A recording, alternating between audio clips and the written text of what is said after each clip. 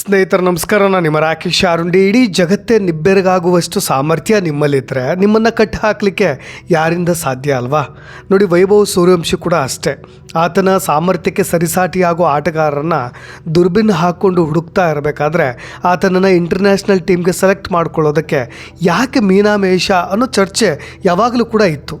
ನೋಡಿ, ಶುಭ ಸುದ್ದಿ ಎನ್ನುವಂತೆ T20 ಇಂಟರ್ನ್ಯಾಷನಲ್ ಕ್ರಿಕೆಟ್ಗೆ ವೈಭವ್ ಸೂರ್ಯವಂಶಿ ಸೆಲೆಕ್ಟ್ ಆಗಿದ್ದಾರೆ. ಇವತ್ತು god of the cricket Sachin Tendulkar ಮತ್ತು ಕ್ರಿಕೆಟ್ ಲೆಜೆಂಡ್ ಬ್ರಾಡ್ಮನ್ ಅಂಥವ್ರಿಗೂ ಕೂಡ ವೈಭವ್ನನ್ನು ಹೋಲಿಕೆ ಮಾಡಲಾಗ್ತಾ ಇದೆ.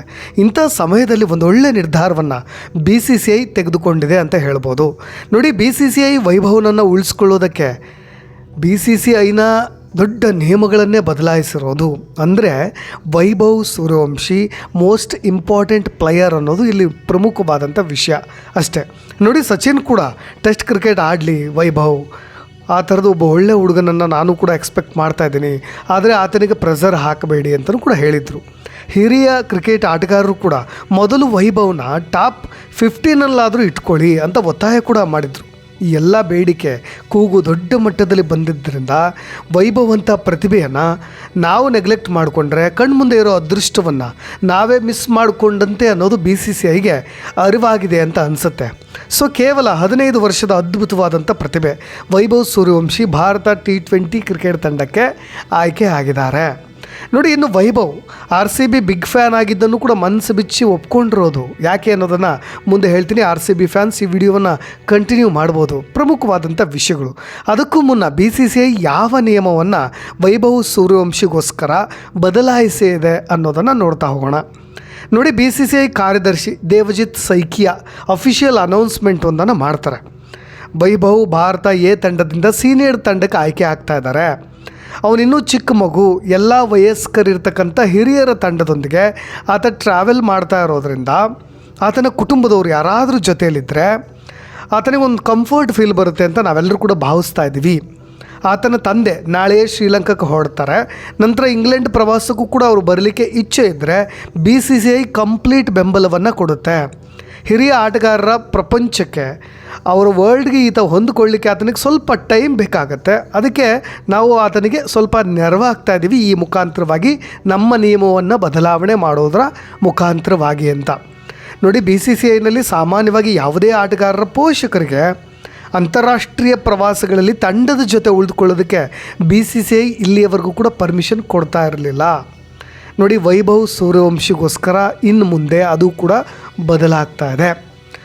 ಹಿರಿಯ ಆಟಗಾರರ ನಡುವೆ 15 ವರ್ಷದ ಬಾಲಕನಿಗೆ ಕಂಫರ್ಟ್ ಅನ್ನಿಸ್ಲಿ ಅನ್ನೋ ಕಾರಣಕ್ಕೆ BCCI ಇತಿಹಾಸದಲ್ಲೇ ಮೊದಲ ಬಾರಿಗೆ ಇಂಥ ವಿನಾಯಿತಿಯನ್ನು, ರಿಲ್ಯಾಕ್ಸೇಷನನ್ನು ಕೊಡ್ತಾ ಇರೋದು. ನೋಡಿ, ಭಾರತೀಯ ಕ್ರಿಕೆಟ್ ನಿಯಂತ್ರಣ ಮಂಡಳಿ ಆತನಿಗೆ ಅತ್ಯಂತ ಅಪರೂಪದ ಮತ್ತು ವಿಶೇಷ ಬೆನಿಫಿಟ್ ಇದು ಅಂತ ಹೇಳಿ ಭಾವಿಸ್ತಾ ಇರೋದು. ನಮಗೆ ವೈಭವ್ ಸೂರ್ಯವಂಶಿ ಪ್ರವಾಸದಲ್ಲಿ ಭಾರತ ತಂಡದ ಪರ ಕಣಕ್ಕಿಳಿದ್ರೆ ಟೀಮ್ ಇಂಡಿಯಾ ಪರ ಅಂತಾರಾಷ್ಟ್ರೀಯ ಕ್ರಿಕೆಟ್ಗೆ ಪಾದಾರ್ಪಣೆ ಮಾಡಿದಂಥ ಅತ್ಯಂತ ಕಿರಿಯ ಆಟಗಾರ ಅನ್ನೋ ಐತಿಹಾಸಿಕ ದಾಖಲೆಯನ್ನು ಬರೀತಾ ಇದ್ದಾರೆ. ಯಾಕೆ ಅಂತ ಹೇಳ್ತೀನಿ. ನೋಡಿ, ಈ ಹಿಂದೆ ಮಾಸ್ಟರ್ ಬ್ಲಾಸ್ಟರ್ ಸಚಿನ್ ತೆಂಡೂಲ್ಕರ್ ಅವರು 16ನೇ ವಯಸ್ಸಿನ 207ನೇ ದಿನದಲ್ಲಿ ಅಂತಾರಾಷ್ಟ್ರೀಯ ಕ್ರಿಕೆಟ್ಗೆ ಪಾದಾರ್ಪಣೆ ಮಾಡಿ ರೆಕಾರ್ಡ್ ಬ್ರೇಕ್ ಮಾಡಿದರು. ಈಗ ವೈಭವ್ ಸೂರ್ಯವಂಶಿ 15ನೇ ವಯಸ್ಸಿನಲ್ಲೇ ಈ ಒಂದು ಮೈಲಿಗಲ್ಲನ್ನ ತಲುಪಲಿಕ್ಕೆ ಸಜ್ಜಾಗಿರೋದು. ವೈಭವ್ನನ್ನು ಯಾರೂ ಆಯ್ಕೆ ಮಾಡಬೇಕಾಗಿಲ್ಲ, ಆತನೇ ತಾನಾಗಿಯೇ ಆಯ್ಕೆ ಆಗಿದ್ದಾನೆ ಅಂತ ಹೇಳಿ ಮುಂಬೈ ಪ್ರೆಸ್ ಮೀಟ್ನಲ್ಲಿ ಅಜಿತ್ ಅಗರ್ಕರ್ ಹೇಳ್ತಾ ಇದ್ದರೆ ಆತನ ಸಾಮರ್ಥ್ಯ ಅಂಥದ್ದು, ಕ್ರೆಡಿಬಿಲಿಟಿ ಅಂಥದ್ದು, ಎಬಿಲಿಟಿ ಅಂಥದ್ದು ಅನ್ನೋದು ಗೊತ್ತಾಗುತ್ತೆ. ನಿಮಗೆ ಇಷ್ಟು ಚಿಕ್ಕ ವಯಸ್ಸಿನಲ್ಲಿ ಇಂಥ ಹೈ ಪ್ರೆಷರ್ ಟೂರ್ನಿಯಲ್ಲಿ ಸತತವಾಗಿ ರನ್ ಗಳಿಸೋದು it is not an easy thing. So ಹಾಗಾಗಿ ಆತನೊಬ್ಬ ಅಪ್ಪಟ ಗೇಮ್ ಚೇಂಜರ್, ಆತನೊಬ್ಬನೇ ಇಡೀ ಟೀಮ್ನ ಮುನ್ನಡೆಸ್ತಕ್ಕಂಥ ಒಬ್ಬ ಸಾಮರ್ಥ್ಯ ಇರತಕ್ಕಂಥ ವ್ಯಕ್ತಿ ಅಂತ ಅಜಿತ್ ಅಗರ್ಕರ್ ಹಾಡಿ ಕೊಂಡಾಡಿಬಿಡ್ತಾರೆ. ನಿಮಗಿನ್ನೂ ಇಂಟ್ರೆಸ್ಟಿಂಗ್ ವಿಷಯಗಳನ್ನು ಹೇಳಲೇಬೇಕು. ಯಾಕೆಂದರೆ ಇತ್ತೀಚಿನ ಸಂದರ್ಶನವೊಂದರಲ್ಲಿ ರಾಜಸ್ಥಾನ ರಾಯಲ್ಸ್ ಸೇರೋ ಮೊದಲು ಸೂರ್ಯವಂಶಿ ಅವರು, ಇದು ಒಂದು ರೀತಿಯಾಗಿ RCB ಫ್ಯಾನ್ಸ್ಗಳಿಗೆ ಒಂದು ಹಬ್ಬವೇ ಸರಿ, ಒಂದು ಖುಷಿ ವಿಷಯ. ಯಾಕೆಂದರೆ ಆತ ರಾಜಸ್ಥಾನ ರಾಯಲ್ಸ್ ಟೀಮ್ ಸೇರೋದಕ್ಕಿಂತ ಮುಂಚೆ ಸೂರ್ಯವಂಶಿ ಅವರು IPL ತಂಡದ ಕಟ್ಟ ಅಭಿಮಾನಿಯಾಗಿದ್ದರು, ಅದು ಕೂಡ RCB ತಂಡದ ಕಟ್ಟ ಅಭಿಮಾನಿಯಾಗಿದ್ದರು ಅನ್ನೋದನ್ನು ಮನಸ್ಸು ಬಿಚ್ಚಿ ಮಾತಾಡಿದ್ದಾರೆ. ನಿಮಗೆ ಸೂರ್ಯವಂಶಿ ಅವರು IPL ಪಾದಾರ್ಪಣೆ ಮಾಡೋದಕ್ಕಿಂತ ಮುಂಚೆ RCB ತಂಡದ ಬಿಗ್ ಫ್ಯಾನ್ ಆಗಿದ್ದರಂತೆ.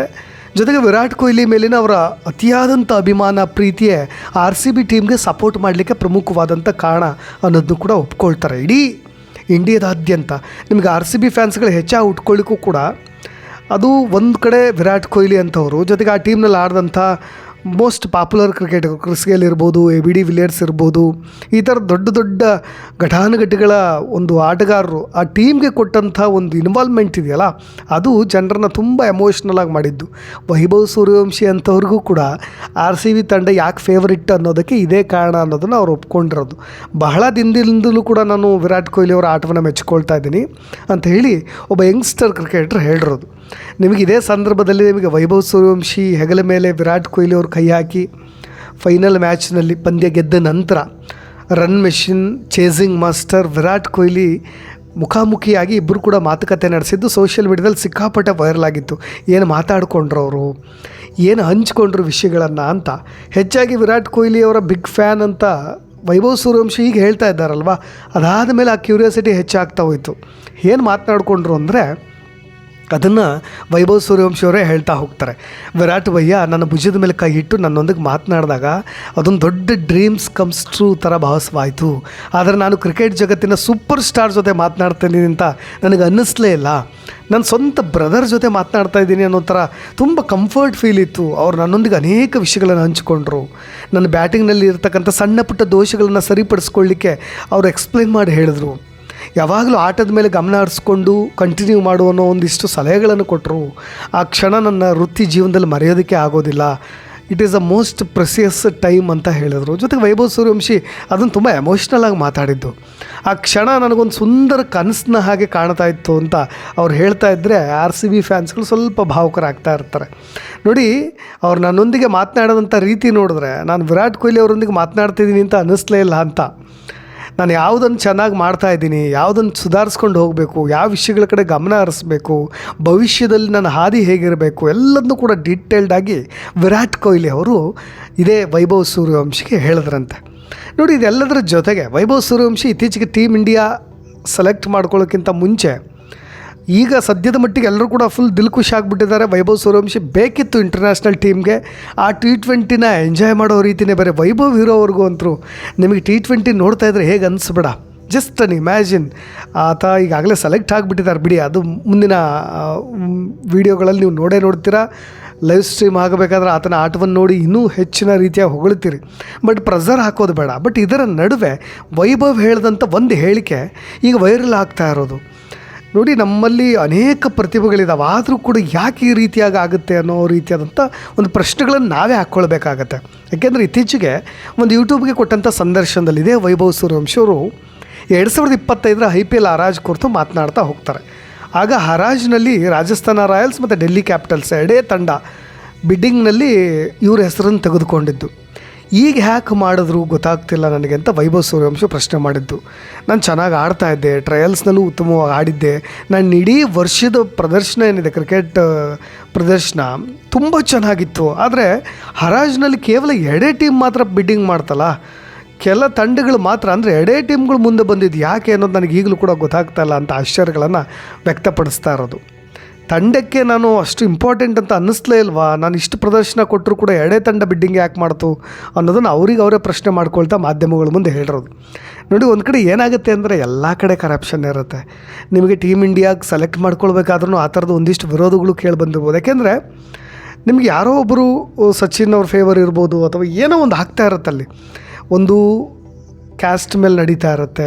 ನಮ್ಮಲ್ಲಿ ಭಾರತೀಯ ಕ್ರಿಕೆಟ್ ಟೀಮ್ನಲ್ಲಿ ಯಾವಾಗಲೂ ಕೂಡ ಕೇಳಿ ಬರ್ತಾ ಇರೋದು ನಿಮಗೆ ಗೊತ್ತೇ ಇದೆ, ಅದೊಂದು ಬ್ರಾಹ್ಮಿನ್ ಅಜೆಂಡಾ, ಆ ಥರದ್ದು ಕ್ರಿಕೆಟ್ ಪ್ಲೇಯರ್ಸ್ಗಳು ಹೆಚ್ಚಾಗಿದ್ದಾರೆ. ಈ ಥರದ್ದು ಒಂದು ಚರ್ಚೆಗಳು ಇದ್ದಾಗ ಎಲ್ಲೋ ಒಂದು ಕಡೆ ಅದು ನನ್ನ ಆಲ್ಮೋಸ್ಟ್ 100% ಆಗುತ್ತೆ ಅಂತ ಹೇಳ್ತಿಲ್ಲ, ಒಂದು 10% ಆದರೂ ಆ ಥರದ್ದೊಂದು ಕಾಲೆಳೆಯೋರು ಇದ್ದೇ ಇರ್ತಾರದು, ಹಿನ್ನಡೆ ಆಗಲೂಬಹುದು. ಹಾಗೆ ವೈಭವ್ ಸೂರ್ಯವಂಶಿಗೂ ಕೂಡ ಏನೋ ಒಂದು ದೊಡ್ಡ ಮಟ್ಟದಲ್ಲಿ ಸೆಲೆಕ್ಟ್ ಮಾಡ್ಕೊಳ್ಬೇಕಾದ್ರೆ ಯಾಕೆ ಮುಂದೆ ಬಂದಿರಲಿಲ್ಲ ಅನ್ನೋದು ನಾವೇ ಪ್ರಶ್ನೆ ಹಾಕ್ಕೊಂಡು ನಾವೇ ಉತ್ತರವನ್ನು ಕಂಡುಕೊಳ್ಬೇಕಾಗತ್ತೆ. ಎಲ್ಲದಕ್ಕೂ ಕೂಡ ತಡೆ ಹಿಡಿಯೋ ಕೆಲಸವನ್ನು ಯಾರೋ ಮಾಡ್ತಿರ್ಬೋದು. ಆದರೆ ಇವತ್ತು ಇಂಟರ್ನ್ಯಾಷನಲ್ ಟೀಮ್ಗೆ ಸೆಲೆಕ್ಟ್ ಆಗಬೇಕಾದ್ರೂ ಕೂಡ ಆ ಥರದ್ದು ಒಂದಿಷ್ಟು ವಿರೋಧಗಳು ಕೇಳಿ ಬಂದಿರ್ಬೋದು. ಆದರೆ ಪ್ರತಿಭೆ ಮುಂದೆ ಎಲ್ಲವೂ ಕೂಡ ನಗಣ್ಯ ಅನ್ನೋದನ್ನ ಇವತ್ತು ವೈಭವ್ ಸೂರ್ಯವಂಶಿ ಪ್ರೂವ್ ಮಾಡಿರೋದು. ನಾನು ವೈಭವ್ ಸೂರ್ಯವಂಶಿ ಬಗ್ಗೆ ಯಾಕೆ ಹೇಳ್ತಾ ಇದ್ದೀನಿ ಅಂದರೆ, ನಿಮ್ಗೆ ಅನೇಕ ಬಾರಿ ಈ ಬಾರಿ ಐ ಪಿ ಎಲ್ನಲ್ಲಿ ನೀವು ನೋಡಿ ಅನೇಕರು ಶೇಕ್ ಹ್ಯಾಂಡ್ ಕೂಡ ಮಾಡದೆ ಹೊರಗೆ ನಡೆದಿರ್ಬೋದು ಪಂದ್ಯ ಮುಗಿದ ಮೇಲೆ. ಯಾಕೆಂದರೆ ಮಾತನಾಡಲಿಕ್ಕೆ ಜಂಬ ತೋರಿರ್ಬೋದು, ಇನ್ನೊಂದು ಕಡೆ ಸ್ವಾಭಿಮಾನ, ನಾನು ಈತನಿಗೆ ಹೊಡೆಸ್ಕೊಂಡೆ ಅನ್ನೋ ಥರದ್ದಿರ್ಬೋದು, ರನ್ ಬಿಟ್ಕೊಟ್ಟೆ ಅನ್ನೋದಿರ್ಬೋದು, ಈತನ ವಿಕೆಟ್ ಎತ್ತಲಿಕ್ಕೆ ಆಗಲಿಲ್ಲ ಅನ್ನೋದಿರ್ಬೋದು, ಇನ್ನೂ ಕೂಡ ಬಚ್ಚ ಅಂತಲೂ ಕೂಡ ಇರ್ಬೋದು. ನೋಡಿ, ವ್ಯಕ್ತಿಗಿಂತ ವ್ಯಕ್ತಿತ್ವ ಮುಖ್ಯ ಅನ್ನೋದನ್ನು ವೈಭವ್ ಸೂರ್ಯವಂಶಿ ಪ್ರೂವ್ ಮಾಡಿಬಿಟ್ಟಿದ್ದಾರೆ.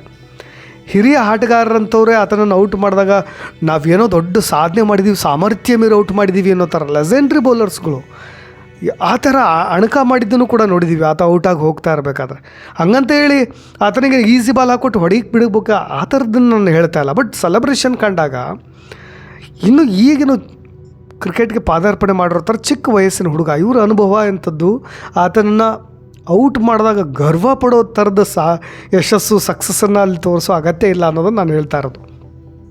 ಇನ್ನು ಈ ಮೊದಲು ನಿಮಗೆಲ್ರಿಗೂ ಕೂಡ ಗೊತ್ತಿರೋ ಹಾಗೆ ಕ್ರಿಕೆಟ್ ದೇವರು ಅಂತ ಹೇಳಿ ಖ್ಯಾತರಾಗಿರ್ತಕ್ಕಂಥ ಸಚಿನ್ ತೆಂಡೂಲ್ಕರ್ ಅವ್ರ ಹೆಸರಿನಲ್ಲಿರ್ತಕ್ಕಂಥ ರೆಕಾರ್ಡ್ನ ಬ್ರೇಕ್ ಮಾಡಿ ಈಗ ವೈಭವ್ ಆಟವನ್ನು ಎಲ್ಲರೂ ಕೂಡ ಮೆಚ್ಚಿಕೊಳ್ಳುವಂಥ ಸಾಧನೆಯತ್ತ ಈಗ ಮುನ್ನುಗ್ತಾ ಇರೋದು. ಎಲ್ಲ ಒಂದು ಕಡೆ ಸಚಿನ್ ತೆಂಡೂಲ್ಕರ್, ಡಾನ್ ಬ್ರಾಡ್ಮನ್ ಅಂಥವ್ರಿಗೂ ಕೂಡ ಇವರು ಹೋಲಿಕೆ ಮಾಡಿದ್ದನ್ನು ವೈಭವ್ ಸೂರ್ಯವಂಶಿ ಅವ್ರ ತಂದೆ ಬೇಸರವನ್ನು ಕೂಡ ವ್ಯಕ್ತಪಡಿಸಿದ್ದಾರೆ. ಅದು ಒಳ್ಳೆಯದು ಕೂಡ.